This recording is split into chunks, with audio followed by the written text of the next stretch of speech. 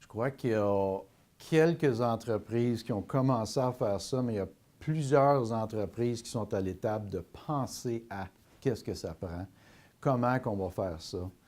Si on parle d'automatiser certains processus, de faciliter la connexion des clouds publics, il y a tout un aspect de préparation, de réflexion à savoir comment qu'on va faire ça, quelles sont, exemple, nos politiques pour sécuriser nos données.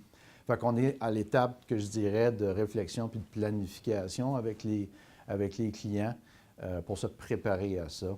Les développeurs sont souvent les premiers qui vont aller sur des clouds publics pour aller consommer des services rapidement. Ils sont demandants, ils veulent que ça aille rapidement.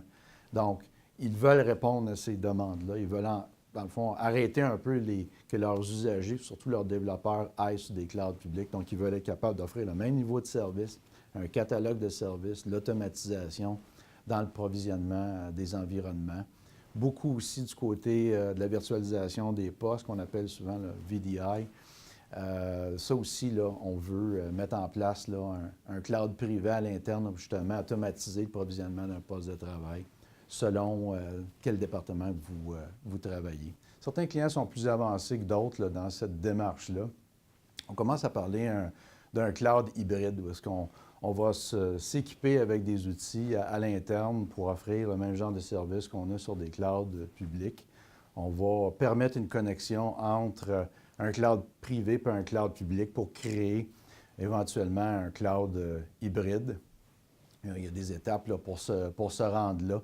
Mais je pense que les clients commencent à réaliser qu'on ne peut pas tout garder nos applications puis nos services à l'interne. On ne peut pas tous les envoyer à l'externe. On veut utiliser le meilleur des deux environnements, autant public que privé. Quand on parle de réseautique, là, en cloud privé, là, ce que les gens commencent à vouloir faire, c'est de faire de la microsegmentation. C'est de renforcer la sécurité à l'intérieur de leur centre de données. Donc, de mettre en place les composantes d'un cloud privé là, pour faciliter ces initiatives-là. Donc, les défis, justement, c'est qu'on doit s'équiper avec les bons outils, justement, que si en effet on va consommer des services là, sur un cloud public, on veut s'assurer là, que, en termes de sécurité, là, qu'on contrôle bien l'accès à ces données-là, à ces services-là. Puis il y a une façon là, de faire ça pour nos clients.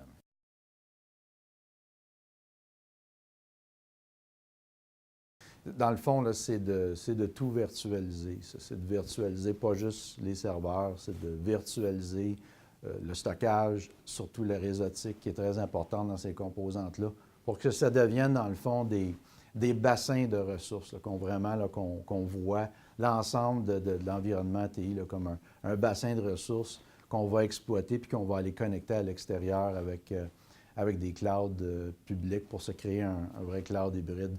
On veut automatiser tout ce qu'on fait. On ne veut pas faire des choses à la pièce.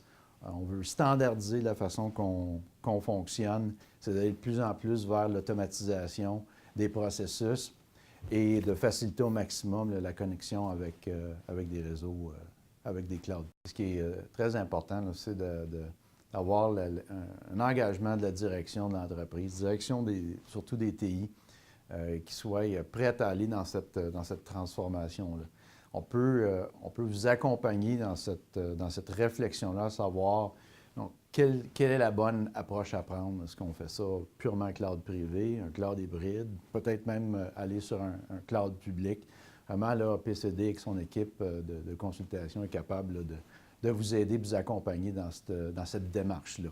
La bonne nouvelle, c'est qu'on a la plupart de ces composantes-là, de ces morceaux-là chez nous, dans notre Technolab. On est capable de démontrer les morceaux, dans le fond, du casse-tête. On est capable vraiment de faire le tour de la question, démystifier la technologie auprès de l'équipe informatique. Je parlais de la direction tout à l'heure, mais ce qui est très important, c'est d'avoir aussi toute l'équipe qui participe à tout ça, puis qui comprennent ce que ces nouveaux outils-là peuvent apporter là, dans leur travail, puis comment ils peuvent participer là, à la transformation là, d'une équipe TI.